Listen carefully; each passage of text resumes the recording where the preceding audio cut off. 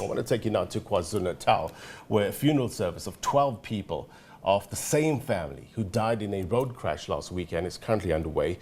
The crash occurred between Underberg and Bulwer near the southern Drakensberg.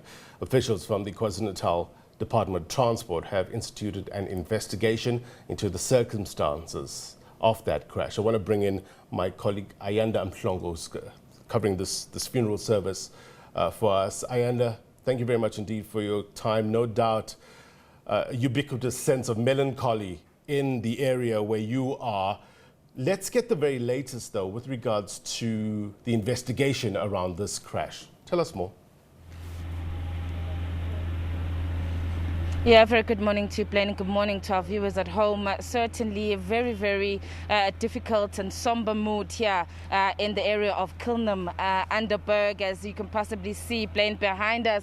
Hundreds of community members from this village of Kilnham, as far as Bulwer, and people have come out, mourners have come out to bid their final farewells to the members of the Mdali family, who, as you said, passed away in a tragic accident last week. Certainly a very, very difficult and emotional scenes as we were arriving here this morning, Blaine. And speaking about, yes, the Department of Transport, of course, has instituted its investigation on the cause of the accident.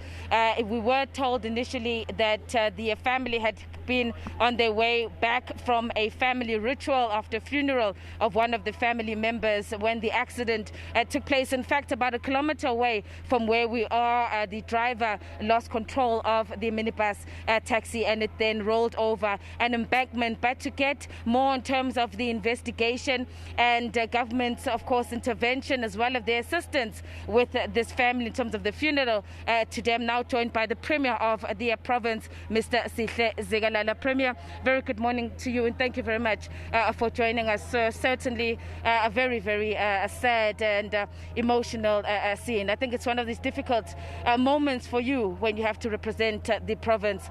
13 members of a single family today being laid to rest. Yes, we have been to funerals before, but we have not been in a funeral where more than 10 family members died once in one accident, and therefore this is a tragedy. It is quite a very painful moment for the family, but for the community of this area. As the government, we are here to hold them, to be with them and support them to navigate through this difficult time. Premier, of course, an accidents like this, it's always answers. You know, people want answers. The families would want a closure as to exactly what happened. All we knew throughout the week when the accident happened was that the driver is said to have lost control. We know that the Department of Transport officials were conducting an investigation. Is there anything new that you're able to tell us? How far has the investigation gone? The investigation is continuing, but we want to report that what we have established is that this was not a registered taxi, and therefore it was not part of any association or transporting communities, but it was transporting the family members. It is difficult to say what happened because most of the people who were inside the taxi itself passed on, and the driver himself died. So we are faced with that, but the investigation is ongoing.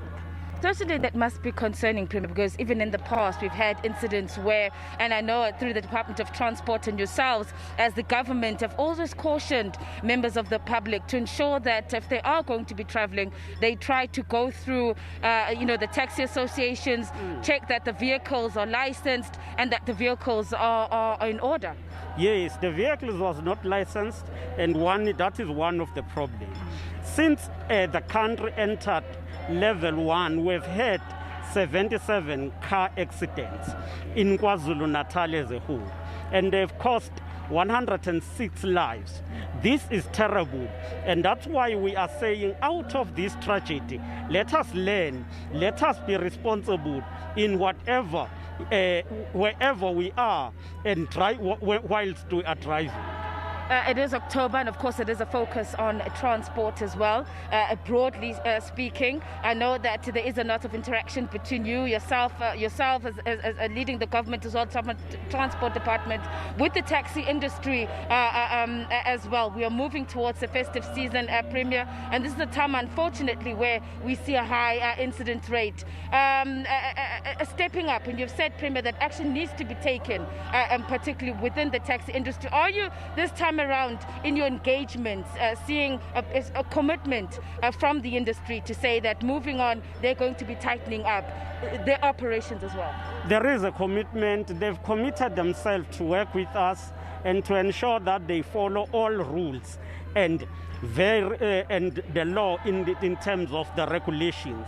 But they've also committed to follow the regulations in terms of COVID-19 and then supporting us.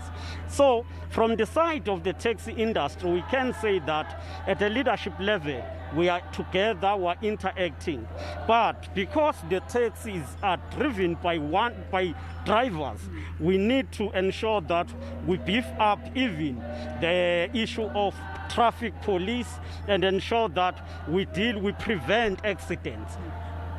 Premier, thank you so much, sir, for your time. The Premier of KwaZulu-Natal there, of course, just giving us an update insofar as the investigation. Of course, it looks like a plane is going to be a difficult one for the transport officials, as he has said, that they found that the taxi was not registered. It probably didn't belong to a relative or member of the family. And so in terms of accountability, it seems that the driver also having passed away in the accident. So it seems that no one in this case might be held responsible for this tragic accident, plane. At the moment, plane, in terms of the funeral is a little bit delayed because when the funeral cortege arrived, the families then requested that the victor, the deceased, go to their family homes as per tradition.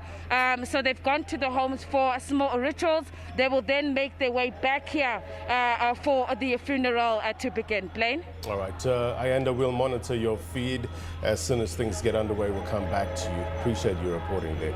Ayanda Mfangwa, live for us in KwaZulu-Natal.